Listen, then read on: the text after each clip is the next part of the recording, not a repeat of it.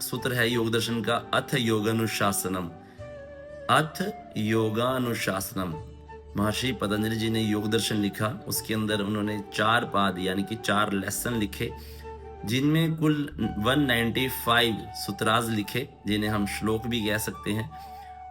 तो प्रथम पाद का पहले ही फर्स्ट लेसन का जो पहला ही सूत्र है वो है अथ योगानुशासनम।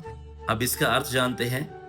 अथ अथ का मतलब होता है अब, योग का मतलब होता है वर्तमान में रहना। इस समय योग का मतलब हम ये मान सकते हैं कि वर्तमान में रहकर वर्तमान पर ही फोकस करते हुए, उसी कार्य पर फोकस करते हुए पूरा ध्यान उसी के ऊपर रखना। अपने स्थूल रूपी शरीर के द्वारा जो भी कार्य हो रहे होते हैं, अपने मन को भी उन्हीं कार्यों पर लगा के रखना। अनुशासनम आप जानते हैं, डिसिप्लिन।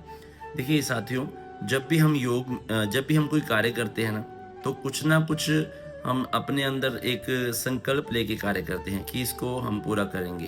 तो हम योग की जब शुरुआत करते हैं तो उससे पहले कुछ ना कुछ मन के अंदर होता है कि मैं अब योग में जा रहा हूँ तो पूरी तरह से डिसिप्लिन में रहूँगा, योग के सभी आयामों को पूरी तरह से मान करके मैं शुरुआत करूँगा। तो अथ योगानुशासनम, अब योग को मैं अनुशासन पूर्वक होकर, डिसिप्लिन में रहकर आगे का पूरा जो जीवन है योग रूपी बनाने जा रहा हूँ। तो डिसिप्लिन में रहते हुए, अनुशासन में रहते हुए अपने कार्यों को पूर्ण करना, डिसिप्लिन में रहते हुए योग की तरफ कदम बढ़ाना ही अथ योगानुशासनम है। यानी कि हम अब आगे से जो भी कार्य करेंगे, जो भी हम योग रूपी जीवन जिएंगे, उसमें पूर्ण रूप से अनुशासित होकर ही अपने कार्यों को पूर्ण रूप से करेंगे। तो अथ योगानुशासनम यानी कि अब से मैं अनुशासित होकर योग रूपी जीवन या योग में जो जो नियमों का पालन करना है उनको मैं अनुशासित होकर के करूँगा। तो शुरुआत हमेशा कोई भी करें तो डिसिप्लिन में रह कर के ही करनी चाहिए। ये ना हो कि शुरुआत तो करी और हम उसको बीच में अधर में छोड़ करके चले गए, वो योग रूपी जीवन नहीं होता।